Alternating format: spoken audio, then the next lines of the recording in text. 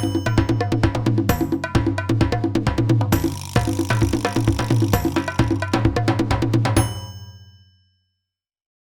evening, family.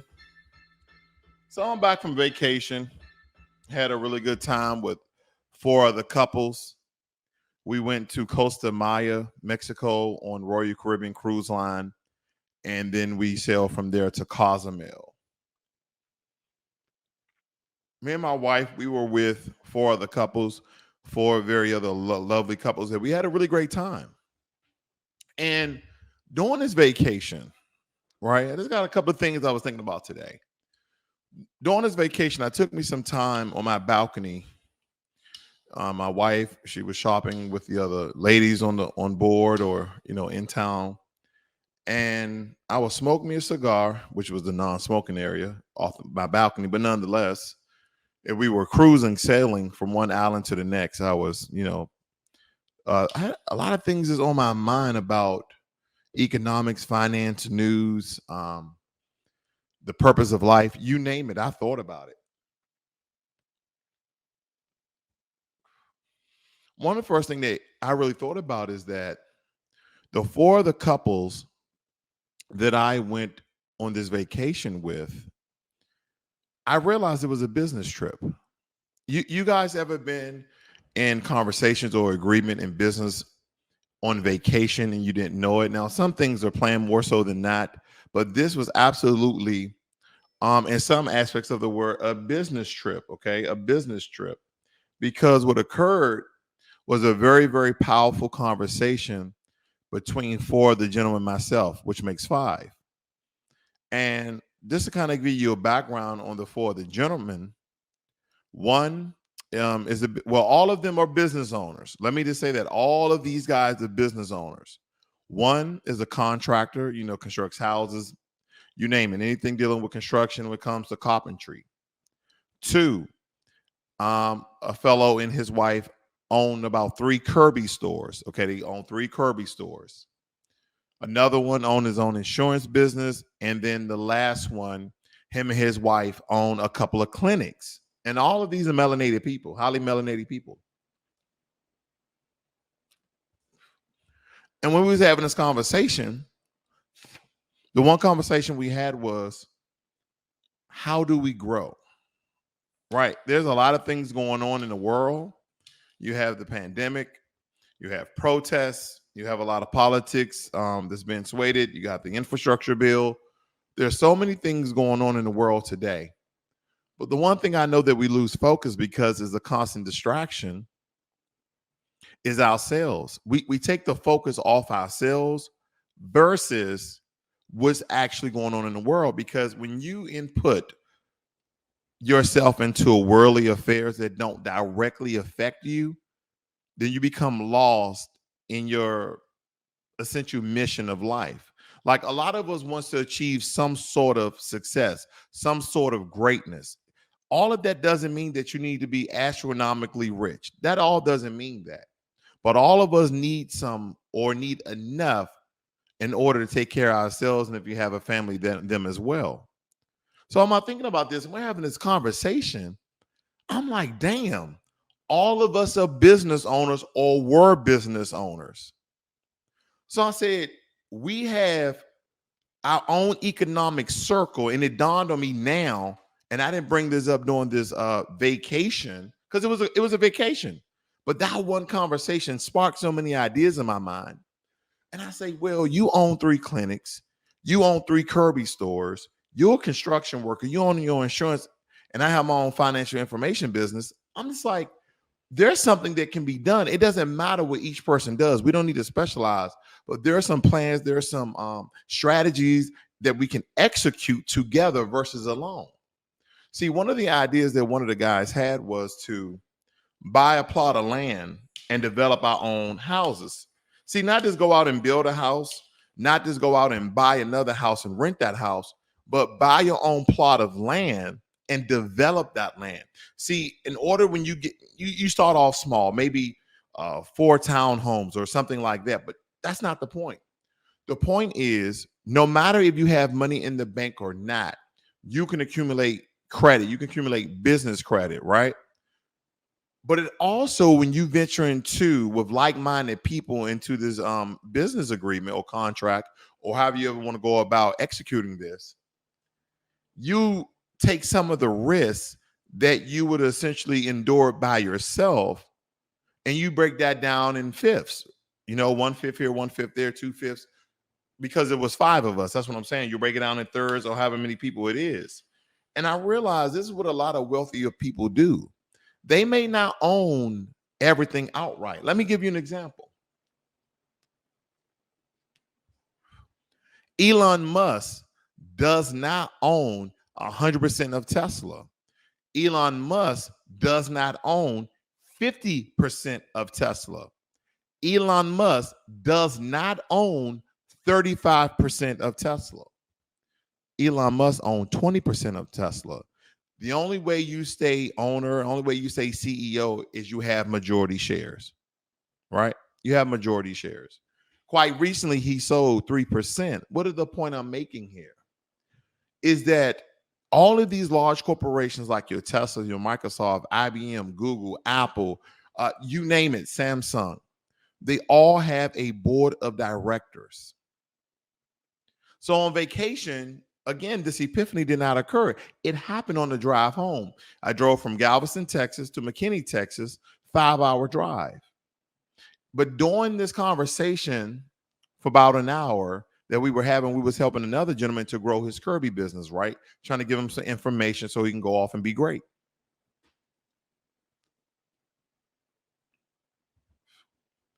That's what I'm enjoying tonight. That's from Havana, Cuba. Got that when I was in Costa Maya. So these are some of the things I'm thinking about, is that I realize that the majority of our people that are doing terribly, terribly bad is two things that we consistently do wrong and don't do. Two things that we consistently do wrong and don't do. Number one,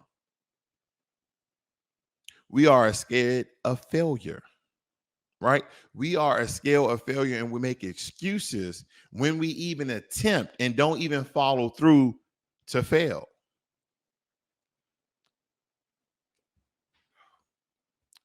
We are afraid to execute. We too are afraid to risk our being, our security that we may have in order to move on and move forward. Number two, we don't trust ourselves.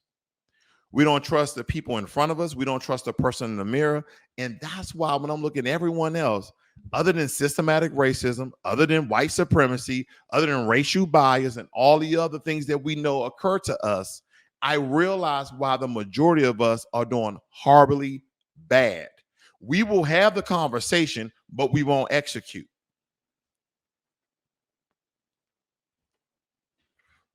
We will have the conversation, but we won't execute. See, we talk all of these good things in our little circles, but when it comes to execution, you know what I see? Everybody with their damn hands in class. Say, okay, hey guys, we talked about it, we talked about it, we talked about it. Now, what I want you to do, you say you can acquire 2 lots of land. Okay, I want you to do that. And we enter into an agreement, we enter into a contract, and we hold ourselves accountable, because what I realize is that every other group is practicing group economics except for us. Except for us. I know people who don't even like each other, but they're willing to do business because it's lucrative, it's profitable for them. These are some of the things I was thinking about. And as I had these group of business owners, all melanated,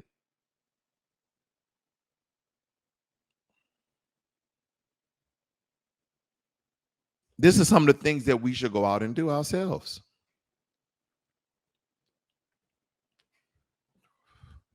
These guys are highly successful.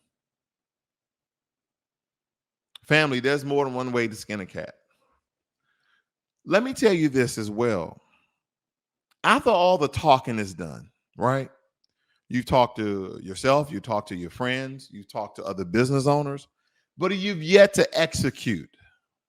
You've yet to execute. There's always an excuse. There's always a reason. There's always a why. And that's the difference between them and us. We have been stepped on psychologically so much, we are paralyzed to move. Even when someone says, and if you don't continue to move, you will die. That's metaphoric. What that simply means is if you are failed to make a move, if you have failed to try to execute or something, if you fail to take action, you will utterly be in the disposition that you're currently at. That means in your apartment. That means in your rundown house. That means with all your shitty stuff. And I'm not saying everything was materialistic, but you know, when you make more money, you buy better shit. You know that, right? Everybody does. And it may not be clothes for you. It may not be a car for you. It may be trinkets and gadgets and computers and whatever fits your fancy. That's what it's all about. Because I hear people, oh, I'm not so materialistic, but I promise you I can go inside of your home and tell you what is your vice. You'll look around somebody's house and wait a minute, you have very expensive liquor. Oh, I like the finer things in life. Yeah, but you broke down, busted, and disgusted. We use all these fancy terms about leveling up. Oh, I need to level up. But the truth of the matter is, ladies and gentlemen, is that when you have conversations with people, right, and they're talking about major plans, and see, it doesn't matter where you live. I'm from Southeast DC. It doesn't matter where you live. It doesn't matter where you work at. In order for you to be in a better place than you are today, then whoever is like-minded like you need to scoop them up. And you guys need to go to the library and research how to build a business and whatever talent and skills and product that you have, how to bring that to market. Because that's what I realized. When I'm looking at one of the guys in the group, he owns 3 Kirby businesses, right? He sells them and services them. So he's selling a product and servicing a product. The guy who does insurance, he's servicing you with insurance. The guy who owns a construction business, he comes out, you tell him what you want, then he builds it. That's a service. The guy who owns the 3 clinics, that's a service, healthcare service. So, ladies and gentlemen, when you really think about it, there's only 2 ways in order for you to be better than you are today, in order for you to be more successful, in order for you to be richer, or do you have a couple more dollars in your pocket. That is that you need to offer the world a product or service.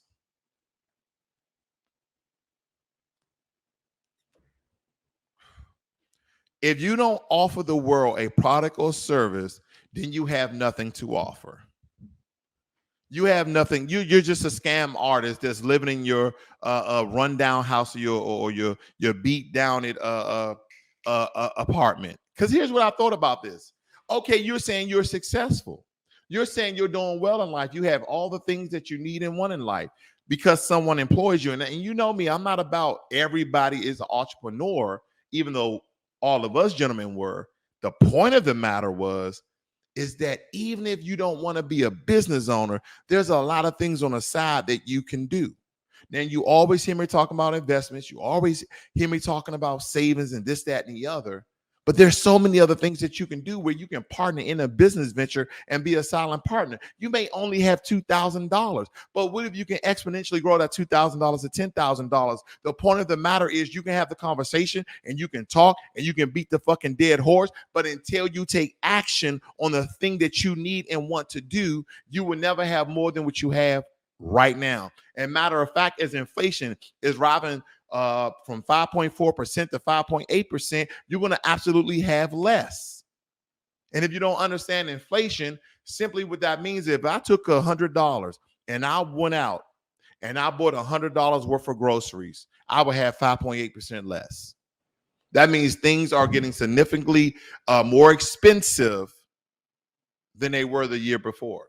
Because on average, inflation usually goes from 1.8 to 2.3%.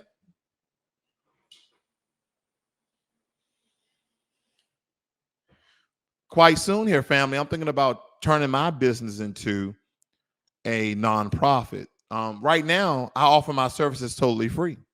Now, I know on my website there's price points, and yeah, this do the consultation, you get the services for free.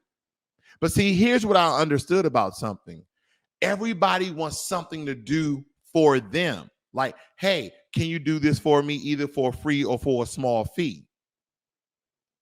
That's what people want. See, when someone comes up and you and giving you information, why do you always want it easy? Where everybody else has worked their ass off to be where they are, you want it easy. See, there's one thing when someone say you go out and find the information, but when I come to you and give the information and the only thing that you have to do is execute, then what the fuck is your problem?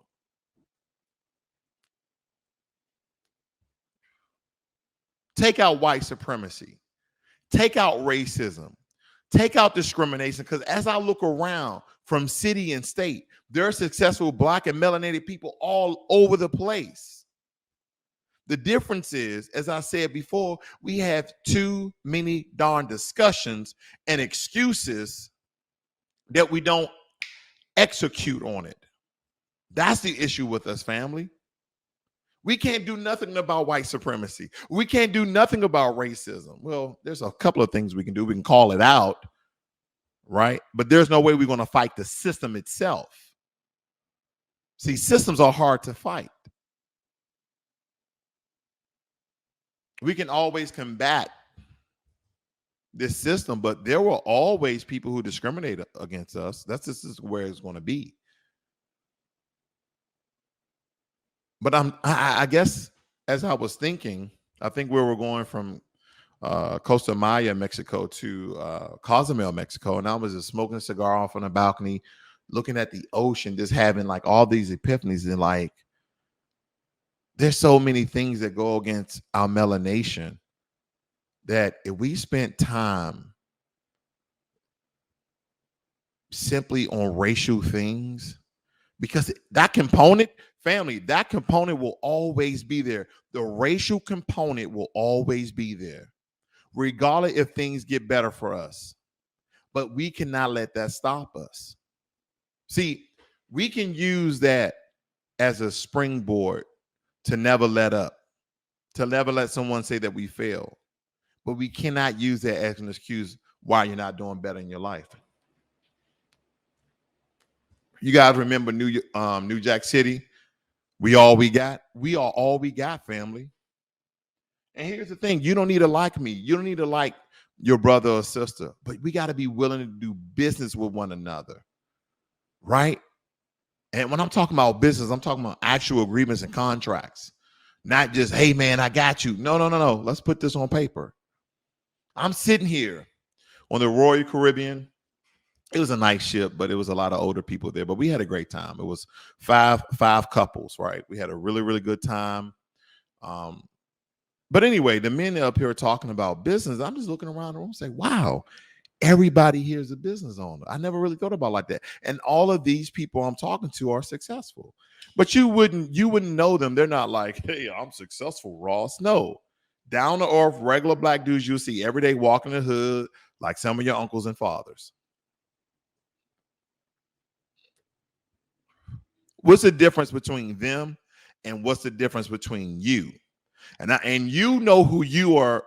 You know who you are. I'm not saying all of you guys, but the difference in that is, family, is that these guys had a plan. These guys had a strategy. These guys had an agenda, and they executed.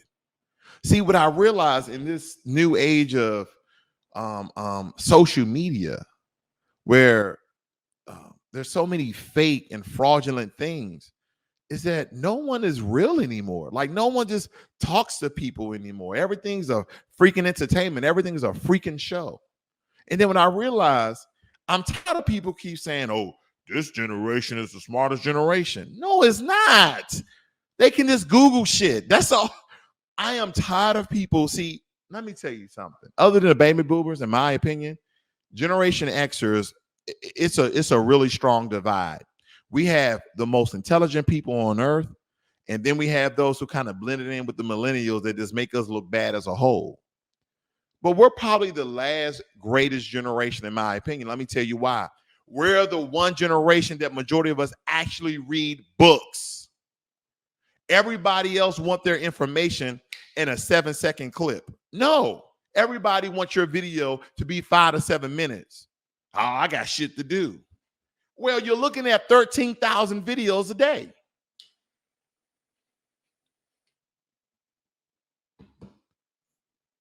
We can't cry about shit, family. We can't cry about shit. We have to fight and we have to keep it moving. We have to fight and we have to keep it moving. See, there's no easy life for us. Oh, no. There's no easy life for us. No one's just going to come to your door and say, oh, here's your reparations. Sorry for beating you up your ancestors. No, we're going to have to fight for that shit. I'm telling you that right now. And on the other hand, guess what you got to do? You still have to take care of family, and you still have to try to be more successful than you already are.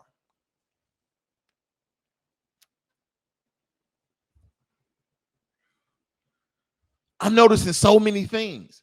I know a lot of us right now, we are fixated on that Kyle Rittenhouse story, right? Because we understand that's a form of white supremacy. People are like, oh, no, man, he shot some white people.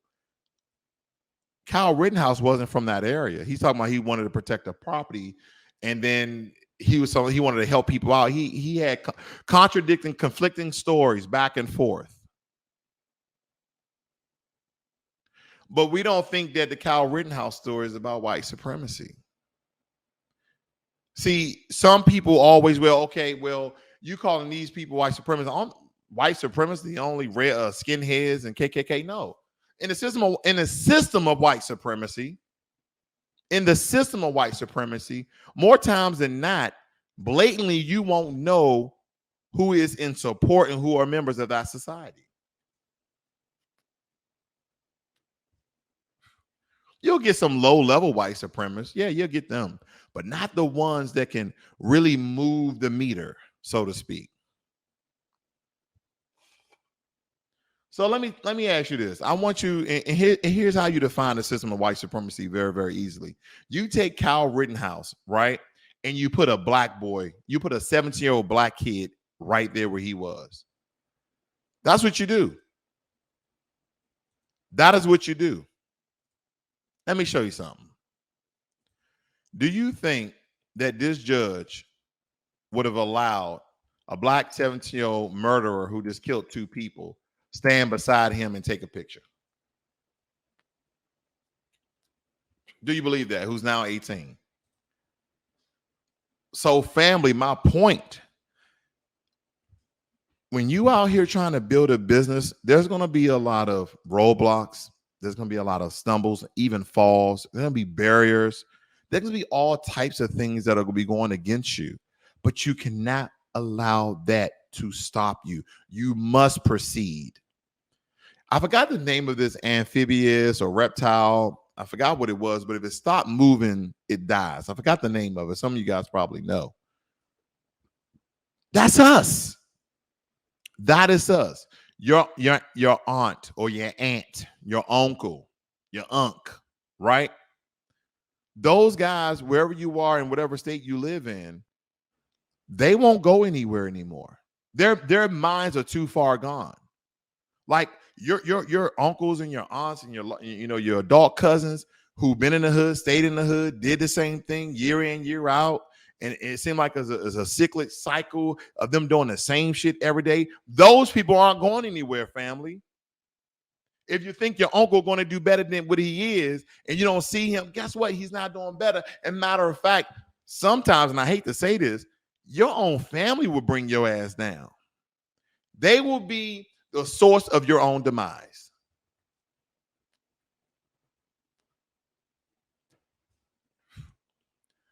A guy on the trip said something very important. The one who owns the 3 Kirby businesses, he said, I had to leave a lot of my friends behind because they wouldn't accept me for who I was, and they wouldn't accept me for the things I was trying to do. You ever just had negative people? Nigga, you starting a business? Man, that shit ain't working. What? And we continue to surround ourselves around people who don't support us. And it is not about physical support, psychological support, right? Financially support. No, no, no. They can just say, hey man, I hope everything work out for you. That's it. But no, they give you more than what you asked for. They speak negatively or they give you much doubt than you had before. Have you noticed that? Negative people never have alternative solutions.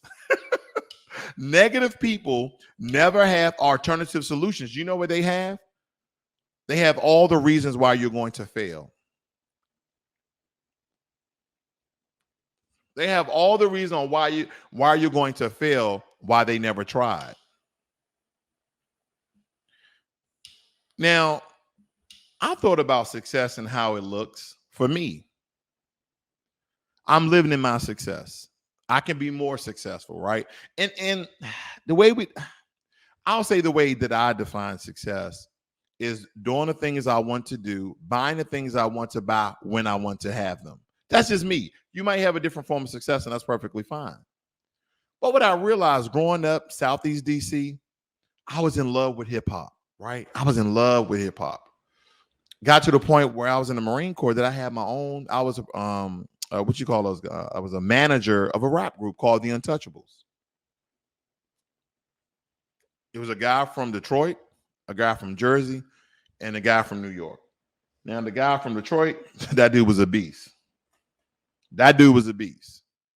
The guy from Jersey, he was probably the third best. The guy from New York was second best.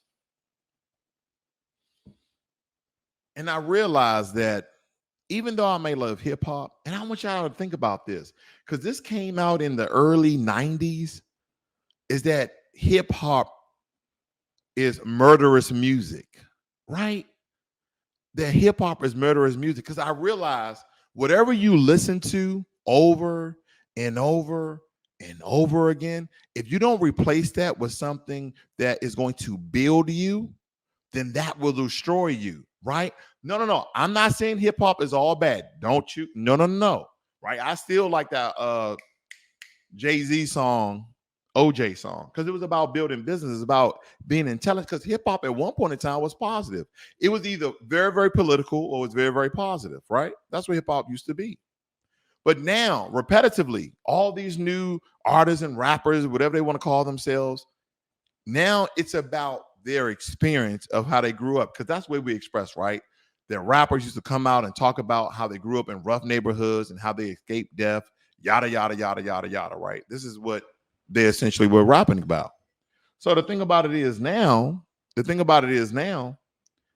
that now that we've heard this message that you lived in low impoverished neighborhoods and you never met your father and you had to sell drugs to put food on the table. We've heard it over and over and over and over again.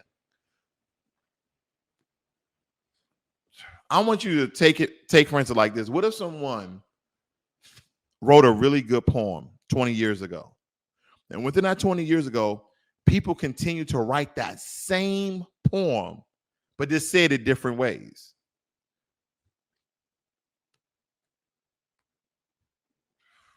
When are we going to start rapping about business? When are we going to start rapping about saving ourselves, right? When are we going to start rapping about those things again? Because family, I promise you, if you continue, and I'm not telling you to stop listening to hip hop because I know I won't, but what I'm saying is, if you listen to music that's denigrating and essentially killing our people psychologically, if you're not replacing that with inspiration and motivation and building business and putting yourself at a high plane of existence, then that will utterly destroy you. Because majority of our hip hop music, unfortunately, it's about killing one of us. It's about doing one of us wrong. Also is about our women, right? And women rappers are rapping about the same thing, how they doing men and how they do other women. And where's the positivity in rap anymore? See, and I said that full circle to say, I don't see rappers as successful. but the black community does. I don't see rappers as successful, right? Some people will say they spend countless hours in the studios and that's hard work.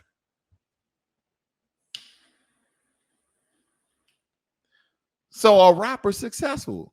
Answer that question, family. Are rappers successful? And I don't want you to think of success like a nice, well-built gentleman with a suit or a lady with a business suit on with a briefcase, either owning a business or going to their, working at a business. No, I'm not picturing success as a lily white America way. No, success is what you picture. Now I want you to think about rappers or rappers successful, because let me tell you something. I guess the question I have is, family,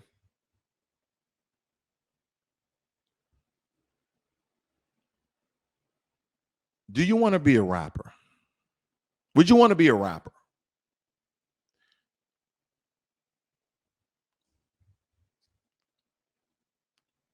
Rapper Young Dolph shot and killed in Memphis, police say. So it's confirmed Young Dolph is dead. Condolence goes out to his family. Another one of our talented young men, right? Really good on the lyrics, really good beat, nice voice, has died. And I wonder why he died.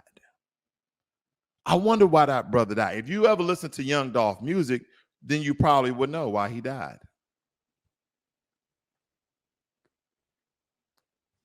You guys remember Juice WRLD? Juice WRLD committed suicide. Me and my wife, I said, babe, have you listened to Juice WRLD's song? This was prior to his death. She's like, no. I said, listen to this song. It was so depressing. That Lucid Dreams, he was talking about this female, and I'm not going to say that female, whoever he's referring to, was the cause of his death. But ladies and gentlemen, I wouldn't want to be a rapper nowadays. I remember when rapping was cool. I think the last time that I really wanted to hear about people selling cocaine, people shooting and killing it, I think the last time that I was really accepting of it, when Biggie, Jay-Z, Nas, Tupac, Sebo, when those guys was out rapping, right? And I know this music is for the millennials and Generation Y, Generation Z, but man, we've been rapping about the same shit for like the past like, when are we going to evolve? Then we allow people outside our own circle, we allow people outside our own community to speak for us.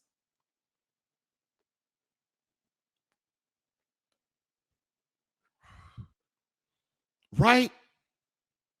I think about some of our intelligent philosophers that some people may not even like to believe that they're philosophers, but I'm gonna give you some coon philosophers first. Okay, I'm gonna give you some coon philosophers first, like your Eric Michael Dyson, very intelligent brother, can be coonish at times. Did they consult him? Did the presidency talk to Michael Eric Dyson? No.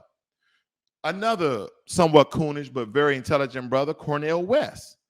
Did the Biden administration consult with him about the lives and well-being of Black Americans? No. Did they consult Tariq Nasheed? Did they consult Professor Black Truth? No. They didn't consult anyone who will speak on the great behalf of our people. You know who they consult? They consulted Cardi B. And at one time, Cardi B said she's not Black. Now, all of a sudden, she's mixed with it.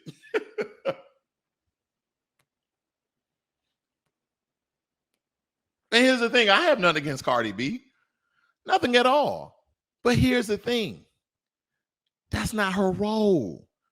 You're going to go to our rappers. They had slogans talking about get your booties to the poll, trying to solicit Black men's vote through sexual connotation. Get your booties to the polls. Then they came back with the same bullshit on another Democratic running ticket talking about polls to the polls. These freaking dudes are puppets.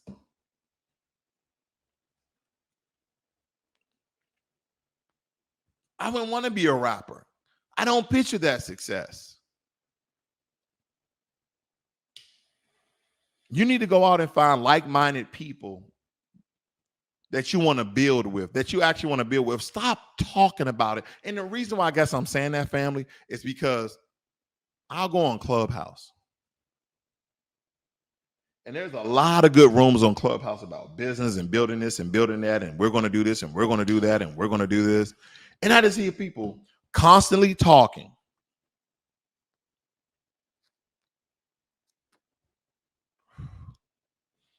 And when you start talking about show me the money, when you start talking about show me the money,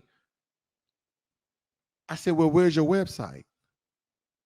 Oh, well, what's your EIN? Well, how much business credit can you utilize? Huh? What? That's I'm a little anxious, right? Because I'm like, they're sitting there cruising down the Mexican Gulf, the Gulf of Mexico. I'm having all these epiphany about things I just want to let you guys know that there's some things I've been thinking. Like, family, we're not going to stop white supremacy like that. We're not going to diminish racism like that. No, we got to keep it moving. We got to keep it pushing, man. And some of our role models, some of the people we may look up to and you may not think so.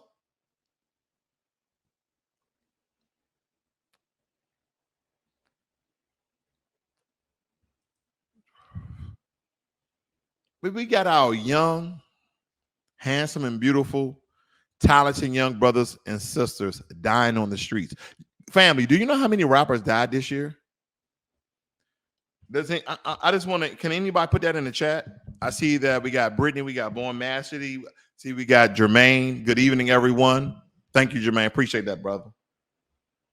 Do you know how many rappers died in the last year? And you may not even know there's that many rappers, but you know how many rappers have died? 200. 200 rappers have died in the past year. Let me ask you this question. If I were to ask you, what do rappers rap about? What do rappers rap about?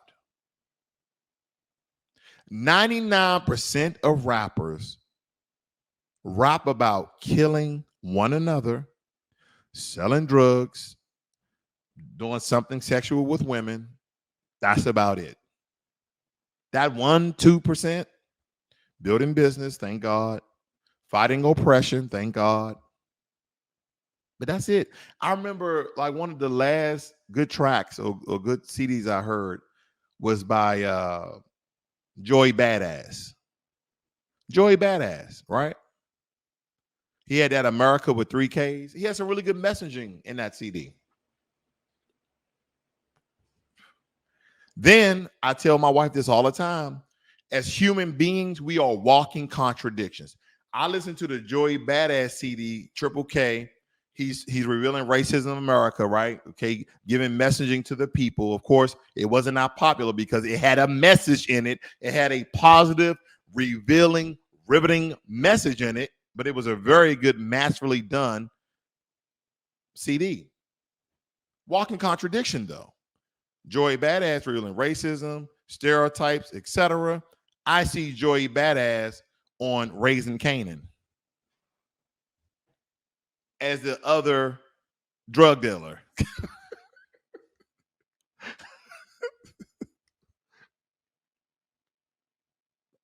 You know what I call that, family? I call that white supremacy.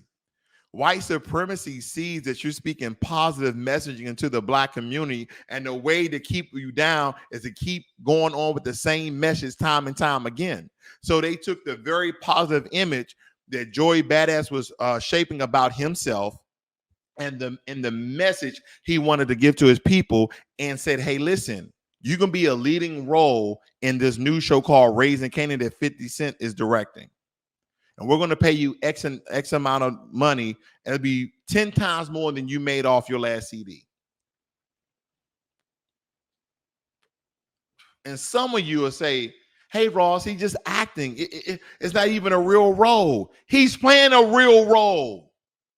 This is how America sees us each and every day, no matter if you got a jumpsuit on or a freaking suit on. It don't even matter. This is how America continuously picture us. Doesn't matter if you're male or female. This is how they picture us.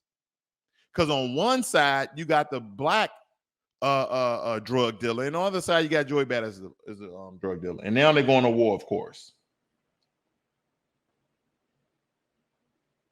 So whatever positive image he was now trying to display, that shit is wiped away.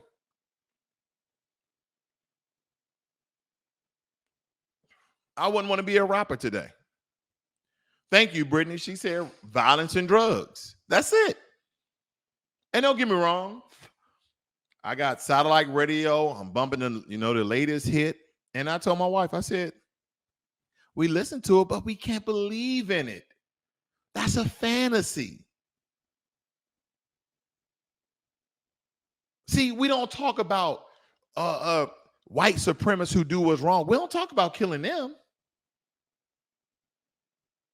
Do we? People who do what's wrong. We don't talk about killing them. No. We're talking about the people who live right by outside, next door to us, our neighbors. And I don't want to push that narrative, black on black crime. No. Everybody kills whoever essentially looks like them. But we're in the worst conditions, so we do it the most, unfortunately. But that's all by design. And the problem is, family, we are mad at our brothers and sisters, and we want them to essentially wake up. And now the term wokeness or woke is being demonized, Al Sharpton.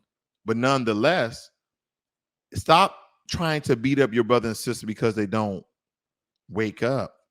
Help them to wake up. Shake them a little bit. See, you ever heard that term? Plant a seed, water the seed, and see it grow. The other part of that, which you didn't know, is plant a seed, water seed, and you may never see it grow. But the point is you planted the seed. That's the point. The point is that you planted the seed. You may not see it grow. See, I realize far too often you'll be telling somebody something, right? And I realize I say, well, as long as I'm not repeating myself, I'm okay with giving this person information. But I don't want to keep repeating myself. And you ever realize you had to tell somebody something like 5, 6, 7, 8, 9, 10 times that was going to help them out? They're not listening to you. They're just talking. But as long as I'm giving people different information to exponentially grow, then yeah, I'll keep watering that seed.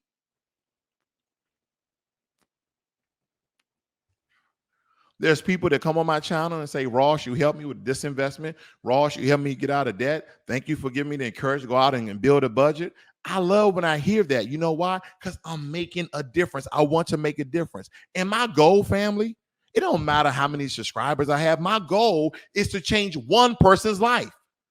Or one person's life every day? No, one.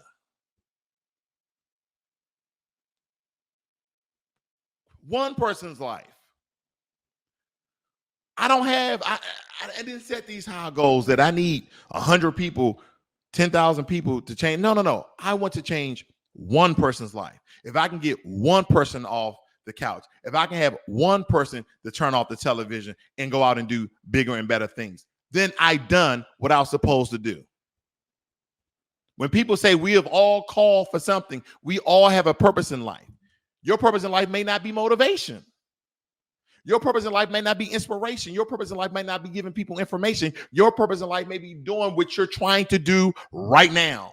That may be your purpose that may exponentially help so many people that you may never see it grow.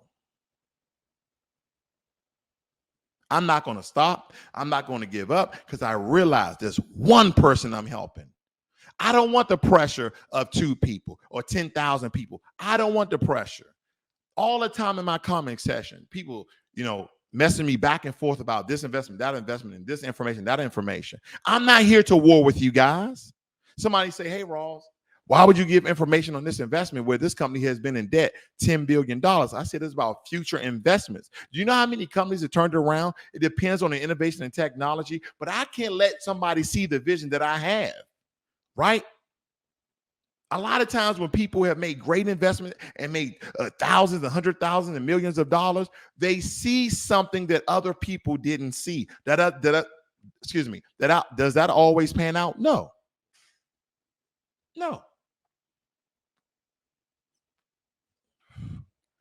I thought with my $10,000 investment with Tesla, I thought I was going to make a substantial amount of money. No, I lost $10,000 with Tesla.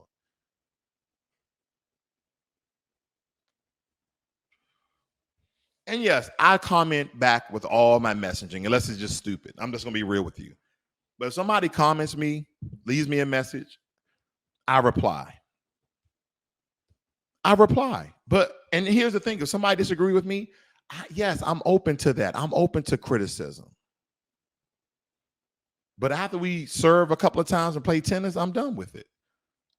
Here's the thing. I follow people that I don't 100% agree with, and that's okay. That's what I don't get.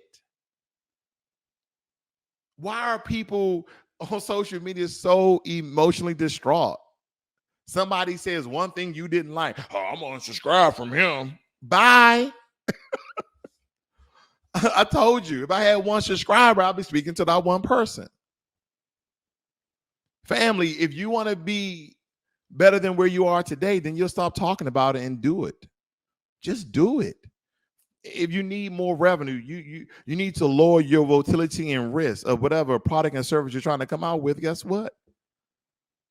Find like-minded people and execute. Yes, I know it's hard to find those type of people in the certain areas that we grew up in, but they exist. Because I can tell you right now, family, this right here, this is not the way out. This right here is not the way out. Unfortunately, this is not the way out. See, I don't have nothing against Young Dolph. I listen to Young Dolph music. I listen to what's the other gentleman? Pop Smoke's music. I was listening to Nipsey Hussle music. But at the same token, family, what music were they rapping about? Why are we surprised? Why are we surprised that Tupac got killed? Why are we surprised that Biggie got killed? Why are we surprised that Young Dolph and Pop Smoke and Nipsey Hussle? Why are we surprised? We're not. Rest in peace, rest in power, but family, if you talk about death long enough,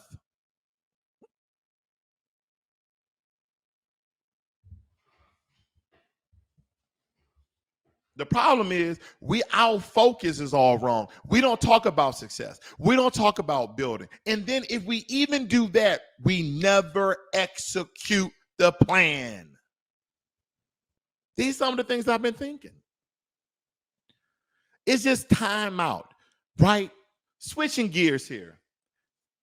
Democrats, not for us. Republicans, not for us. The political system, not for us.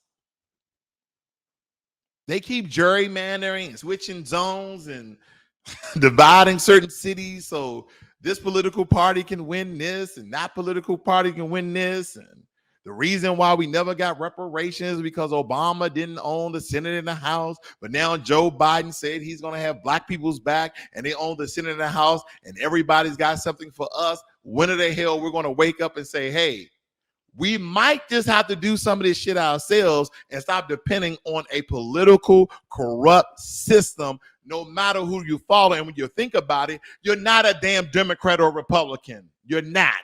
That's the way you voted. But you're not a politician. Somebody say, oh, I'm a Democrat. No, you're not a Democrat. You're not an elected, selected, or appointed of anything, not the House, not the Senate, or anything of that. You're not part of any caucuses. You're just a dumbass person that goes out and vote for a political party and repeat their talking points of the stuff that you heard on CNN, Fox, and MSNBC. You don't know nothing about politics. Did you know that most politicians are lawyers or pass the bar exam? That's complicated language that they speak. Very, very political. But if you just read it, some of these executive orders, some of the things that people promise our people, absolutely jacking shit.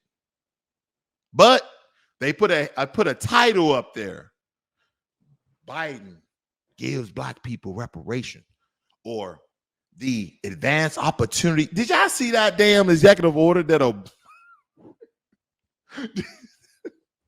let me pop this up real quick. Did you see that executive order that Joe Biden did for black Americans, right? And he kind of did the same thing with Asian Americans, but when you read it, he's giving Asian Americans $45 billion. He's giving Asian Americans $45 billion. But when it comes to us, we get nothing. We continue to go out and vote for these people. Family, that's not the way. Stop thinking that the government's going to give you anything other than what it's been giving you and your mother, father, and ancestors. Absolutely nothing. They give you just a little bit of wiggle room so you can not argue with them. Let me see what you guys are saying over here.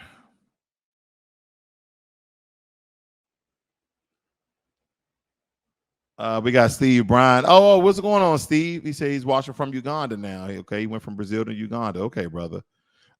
Brittany says Dolphins probably want to hustle, go get the paper. Okay, but at the same time, says we know what he rapped about majority of the time.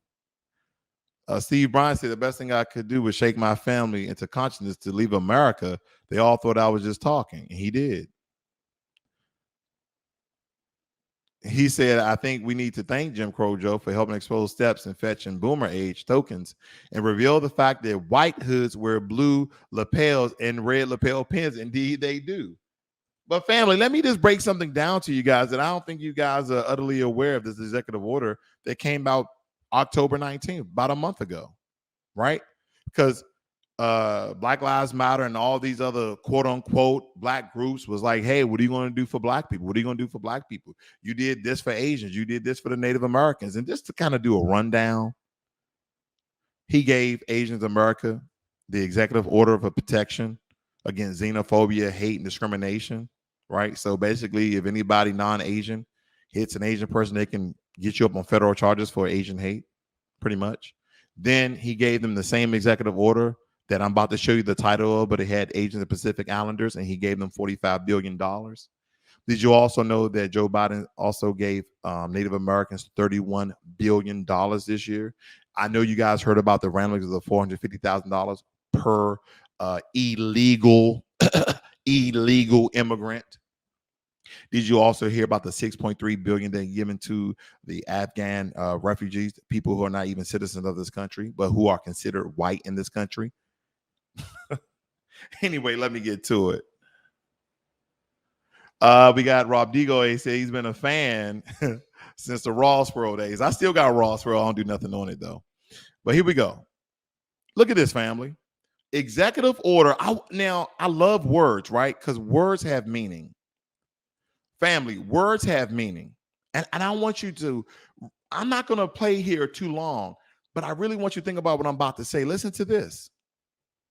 Executive order on White House initiative on advancing educational equity, excellence, and economic opportunity for Black Americans. Economic opportunity. Okay. Okay. Now, for some of us, and I love to do this because it's a teaching moment all the time, right, family? Opportunity. What's an opportunity? What's an opportunity? A set of circumstances that make it possible to do something.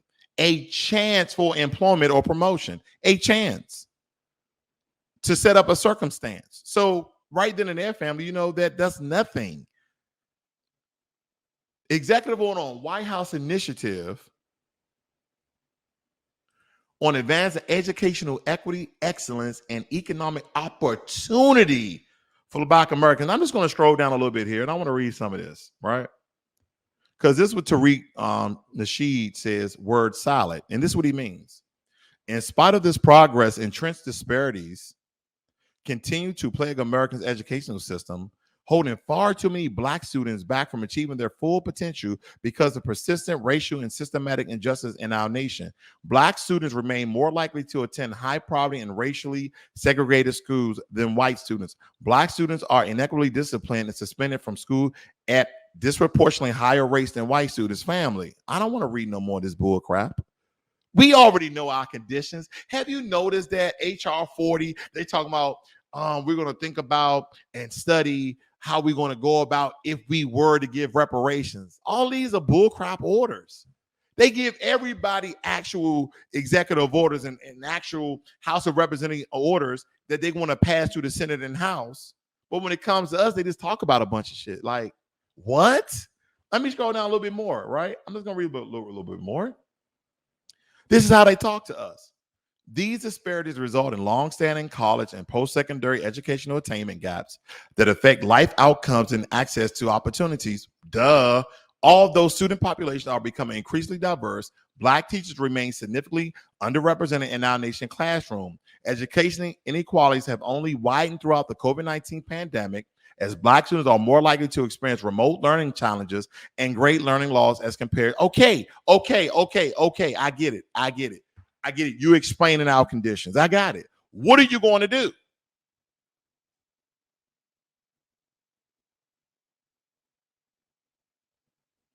What are you going to do? Well, that's what they said.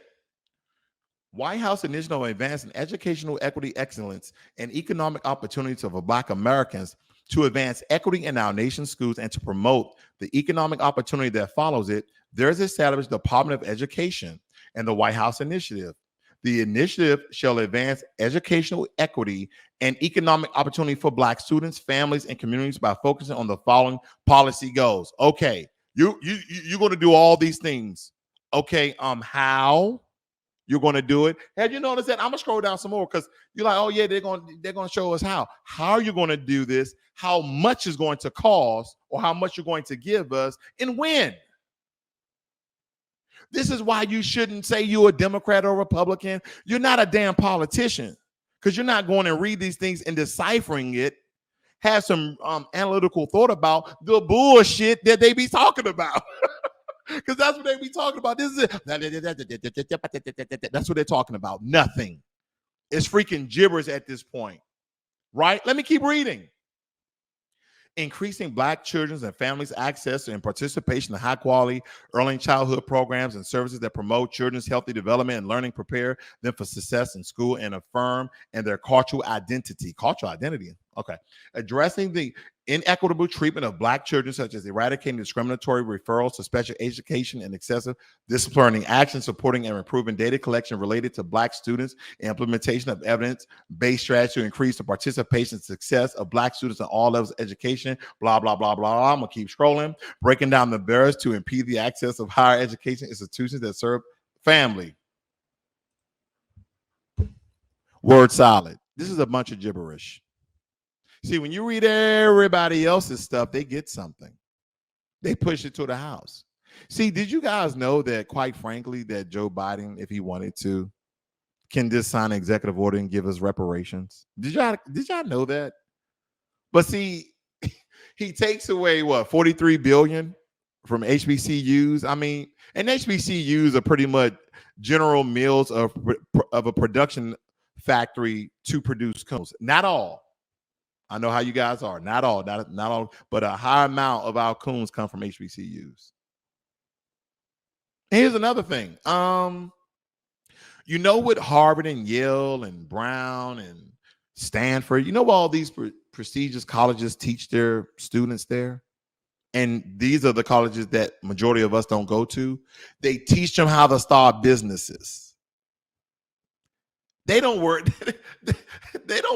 They don't worry about this way. Is it this way? This way? Is it that way? I keep doing it the wrong way, but you know, it's that way. They don't care about politics. They don't really care about politics in their like 30s and 40s when they have businesses, and a lot of them vote what? Republican, right? Because that's where the best tax write-offs. See, here's the thing about Democrats, family. And again, I'm apolitical, so it don't really matter, right? I don't swing on each other's tree at all. Because that's where you'll be swinging on a tree if you follow one of these political parties. You'll be swinging on a tree, hypothetically. You ain't getting nothing. You know what I realized though? See, the Republicans, they don't even talk to black people. Like, hey, we ain't giving y'all nothing. Right? But what the Democrats do, they pander. They talk to you. They hold a fish fry. They give out butter biscuits. And they say, come on. Come on. Vote. Those racist Republicans are trying to kill you. They use fear mongering. And you go out and vote. And then you say, well, anything's better than Donald Trump. Now, is it? Now, let's talk about that. Anything's better than Donald Trump. Let me really depict, and again, for you guys just joining in with me, I'm apolitical. I'm not Republican, Democrat, and I do not have an agenda on this political bullshit because that's what it is, right? Let me think about Trump. Looks like he hated everybody. I never heard Trump say the N-word. Central Park 5 and his rental. Okay. And then when you bring up Joe Biden's 1994, well, that was such a long time ago. Both of them was such a long time ago. But when Donald Trump was in office, guess who he really was discriminatory about? Those people south of the border, also Asians, and some of us as well. So that means that Trump was he was an equal opportunity racist. That's what he was. So the agenda of the Democrats was to demonize Trump even more so to make us fearful of him because he's given America a bad name. Who cares? Who cares? Do we understand that those quote unquote British conquerors that was emancipated from Europe came over here and started America? The same people who started the translated slave trade? I mean, what? Who cares? The history of America is bloody. Who cares the picture it paints? Because we have large humanitarian missions. It does nothing for our people. It does nothing for our people. The only thing that you know about the European colonizers and the system of white supremacy, that wherever they go, they kill, steal, and plunder. They colonized India. They damn near almost colonized China. They colonized Australia. They damn near almost try to colonize Haiti, but they fought back. They colonized everywhere they went, and they took wherever they wanted to take. Why do you think such countries like Sweden and Denmark, countries you don't really hear about, why do you think they're so rich? Did you know most of that's from South Africa? You ever heard of the blood diamonds? But it was blood diamonds and gems and rubies and jade and gold and silver and platinum and palladium and iridium. And the list goes on and on and on. Wherever melanated people are, that's where they go to plunder, steal, and kill. So do you really think that going out for a party that represents you, that doesn't look like you and has never really done anything for you, is going to give you something? And then you say anything is better than Trump? I'm going to tell you, family. See, there's a movement happening right now. There's a lot of people talking about the black vote is for sale, the black vote is for ransom. I agree to that. I agree to that. See, everybody gets something when these 2 to 4 years, right? Whether it be state, county, right? Federal, national, regional, whatever you want to call it, right? Other people know, like, hey, what are you going to do for our community? Right? They just come out and talk to black people, knock on your door, give you a flower. They give you one of those buttons, a shiny new button. I voted. What'd you vote for? I don't want Trump in office. What Trump do to you? He's racist. What Trump do to you? He's racist. What Trump do to you? What do you mean? What did he do to you? He's bad for the country. Why is he bad for the country? Because he be saying crazy stuff. You ever say crazy stuff? I'm not the president. Okay. Right? Let me read some of your notes. Davey says, food stamp just got cut off now, and I'm learning my lesson not to depend on the government. You want to work and be independent for yourself. Boom. Dude, family, this is not rocket scientists. See, this whole conversation, these are some things I just had on my mind. If you guys rewind the video, you'll understand there's some things I just had on my mind as I'm sitting there on a vacation with 4 other families, and all the other gentlemen are business owners, and we're business owners. And we were just having a great time having drinks and eating and doing all these activities, right? And we had 1 hour where we talked about business. Do you know I can use that vacation as a tax write-off because we talked about business? Information. Let me move on. Steve Brown said China is strong and rising in the world, especially in Africa. No wonder he's kissing Asian booty. We can thank Bill Clinton for giving China the keys to the world. A good point. Nobody had any smoke for Clinton for raising minimum wage for a few pennies. I understand everything you're saying, brother. I really do. But family, when I think about how we go about politically and how that we are politically immature, that we are politically destitute, that we politically unintelligent, is that we just turn on the TV, right? And a good book is George Orwell's, was it 1987 or something like that? 1986, 1985, something like that. But he basically said that the TV would be our utter demise, right? Because here's the thing: if we're not reading, if we're not becoming more intelligent, if we're not evolving intellectually as a people, then we become brain dumb. Because in our community, unfortunately, we're one of the few communities that we just watch TV and they say go out and vote and this person's racist, and we get a lot of people who look like us saying the same thing, then we believe in that we go out and do exactly what they tell us to do. But you never ask the one question that you need to ask is, okay, if I vote, what are you going to do for me? And I'm not saying as a community, melanated people are a monolith, but no, this is the one time that we have to unify and say, no, we're not going to just give you our vote. You didn't gave them people 6.3 billion when they came over here from another fucking country. We're not going to give you our vote when you just gave Native Americans 31 billion. Some of us were Native Americans, and you enslaved the rest of our people who came over here that were descendants of. No, we're not giving you our damn vote.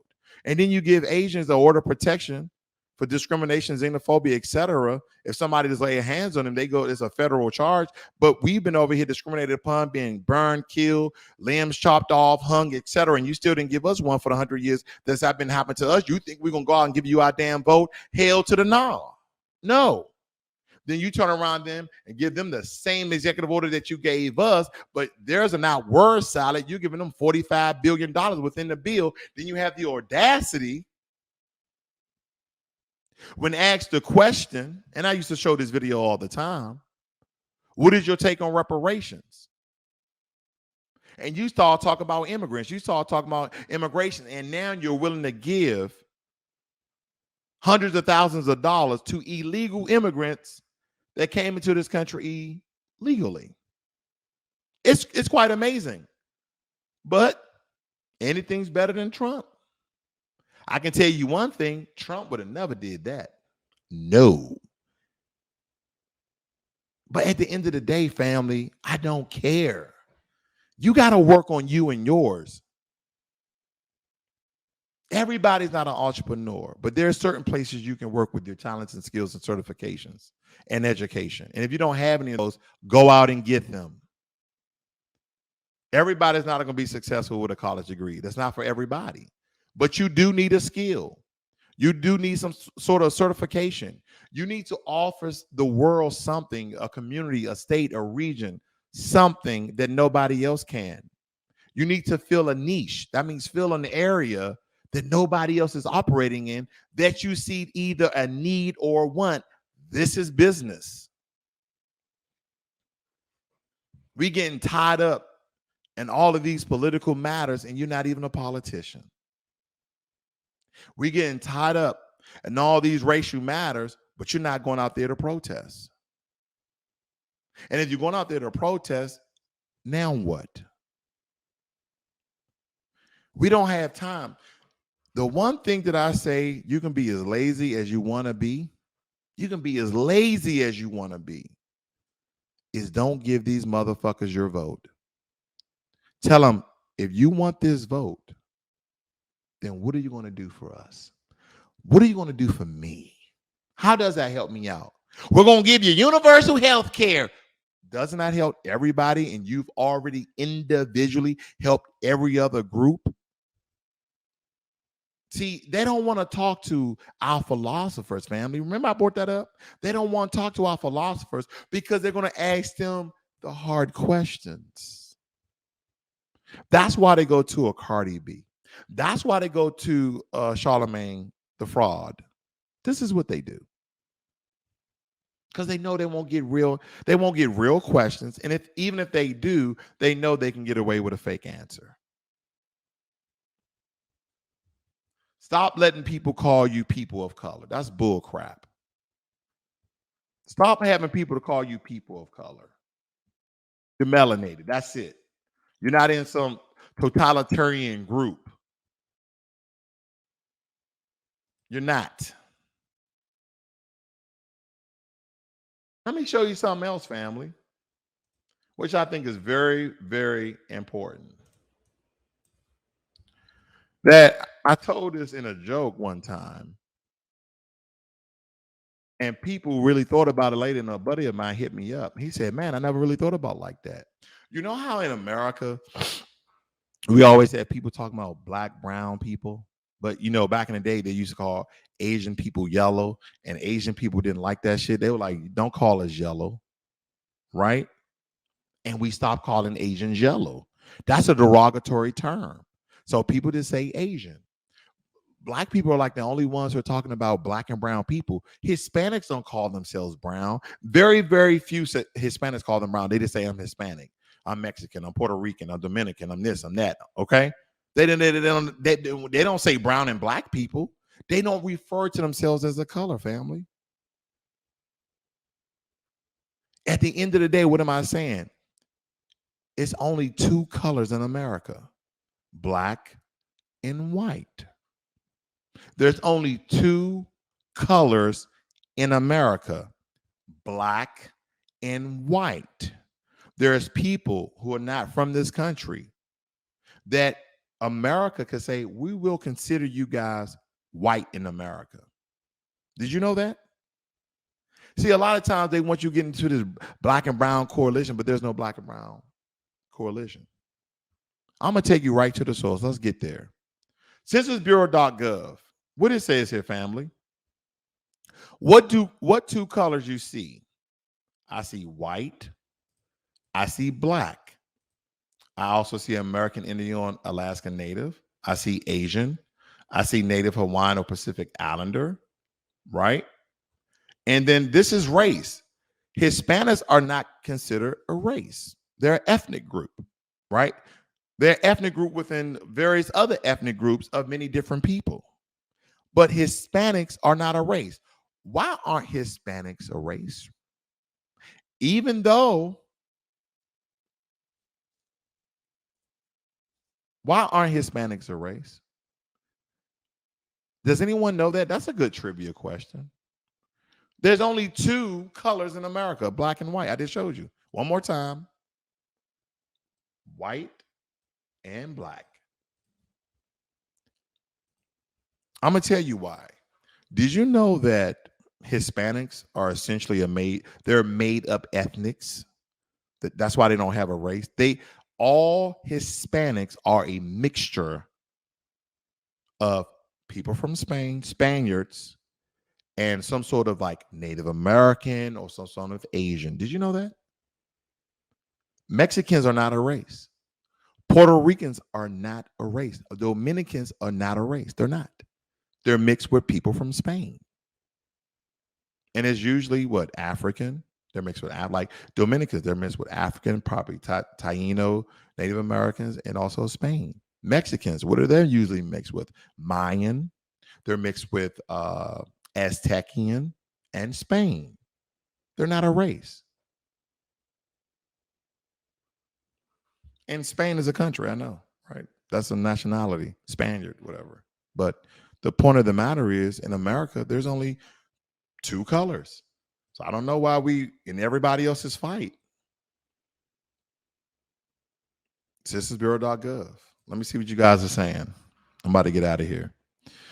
Let's see. Steve Bryan talking about solar panels, black and white statuses. The Rook 10, indeed. He says that black means dead. Yeah, black means dead at law. You can actually get that information in the Black Laws Dictionary. I believe you can read it in edition 5, 10, 12, whatever, right? It's all in there. So a lot of times, and also, family, you hear me say melanated a lot, right? Because me too are trying to get away from the term black. But at the end of the day, it's symbolism, right? It's at the end of the day, it doesn't matter what we're called, right? Right? We were called Nubian, same treatment. We were called Negro, same treatment. We were called African Americans, same treatment. We were called Negra, same treatment. They can call us an N-word, same treatment. So we can talk about, hey, it's about the terminology we use, and black is dead at law. You're not considered a person, and you're melanated, and you a human person and human life. I got it. They know who we are, but we don't know who we are. I want you guys to think about that. Correct, Steve Bryan. They are mixed with everything, including Africans. Yes. Talking about Native Americans. He always says, if in a position to leave America, just doing so, your dollar goes very far in most other countries. Your dollar does go far in every country, but I will bite back a little bit on that, Steve Bryant, because we need to understand that America is our country as well. See, prior to what people know of the Mongolian, Asian looking Native Americans, that they were Native Americans that look just like you and I. I want you to go and I want you to ask your grandfather and grandmother, and did anybody ever consider themselves from Africa? See, that's what people need to understand. It was only around 3 to 4% of the slaves that actually made it to the American shores. Majority of those slaves went to Brazil. That's what people don't understand. See, what we need to understand, if we are considered the first people, then we settled in all these lands. You go to countries in Asia like I did. I've been to Japan, I've been to Korea, China, the Philippines, etc. And I've seen African statues. So prior to what they call 1619, where we believe in that 20 slaves were brought to Jamestown, Virginia, we have to also believe in 1526, where 100 of those slaves were brought. But prior to that, when those guys showed up, there's records that show that the indigenous people had features just like them. And that's what we need to understand. A lot of the American Indians are black, but they got pushed out by your $5 Indians, white people who paid $5, and also the Mongolian people who came over here, migrated here, also known as the Alaskan Natives. If you look up African Native Americans, you'll see a bunch of pictures, and people are trying to get their rights to their land that their forefathers were stolen from them. And then you have those other people who are descendants of slaves who came over here, that 3 to 4% who built this country. So are there other opportunities in other countries? Of course there is. Is it your right, your freedom to do so? Indeed. But at no time would I tell anybody to flee their country of their ancestry, because white supremacy operates in every country on every continent. Some better, some worse. It is what it is, right? Why do you think when people go to Australia, they call those dark-skinned, curly-haired people Aborigines? Because they're Aborigine to the land. Same thing for America. This earth was already populated without skin tone, without melanation, without energy and power prior to the European hybrid. So again, whatever they label us, it really doesn't matter. We know what they want, and we have the ability and we have the power to not give it to them, because they want power. They want power, and we continue to give it to them. We've already been assimilated. We already been. How do you stop it, family? Enough of us are not doing our part because it takes time.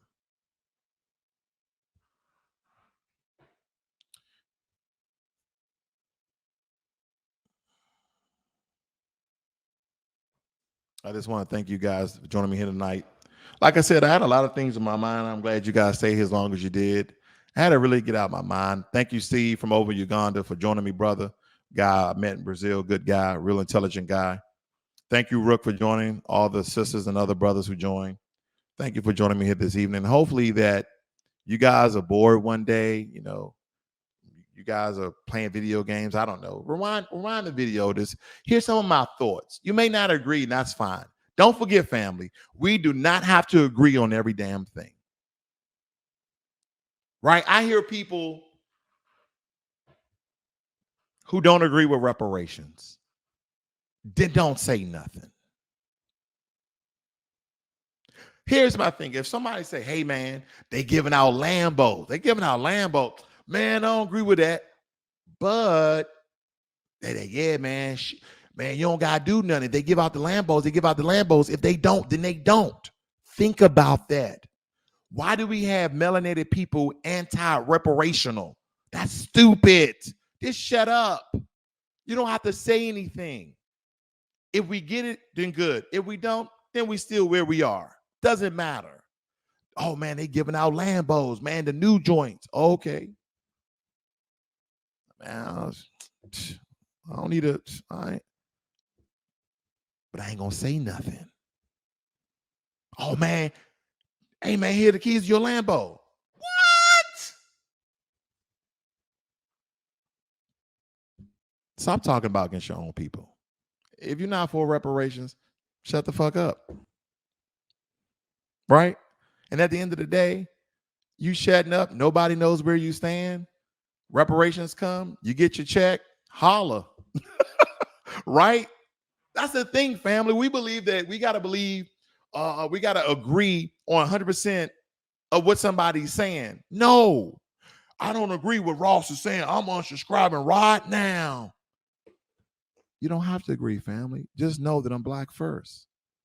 Just know that I care about my people. Just know if they get 10 million of us, if 500,000 agree on something and the other half doesn't care, then don't say nothing. Just don't speak out against your own kind.